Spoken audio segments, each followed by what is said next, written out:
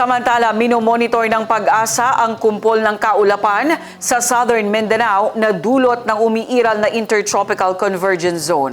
Ayon sa Weather Bureau, mataas ang posibilidad na may mabuong LPA dito ngayong araw.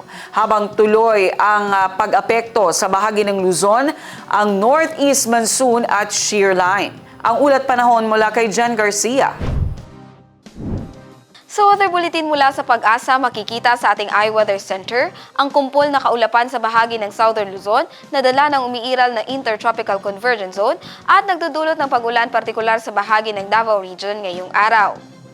Ayon sa Weather Bureau, mataas ang tsansa na may mabuong low pressure area dito. Habang patuloy pa rin ang pag-iral ng shear line at northeast monsoon na nagdadala ng pag-ulan sa ilang bahagi ng Luzon.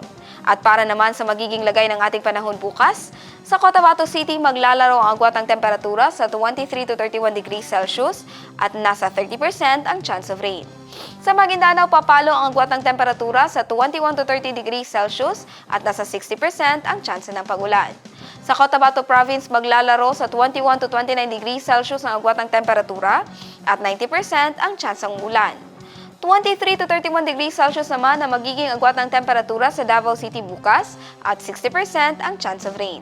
Sa Cagayan de Oro City, papalo sa 24 to 30 degrees Celsius ang agwat ng temperatura at 60% ang chance ng pag-ulan.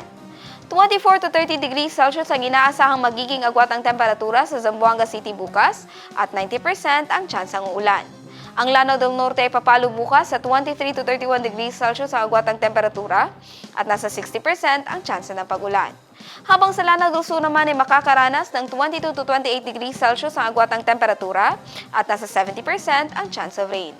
Ang araw ay sumikat kaninang 6:24 ng umaga at lumubog ng 5:44 ng gabi. At yan ang latest mula sa ating iWeather Center.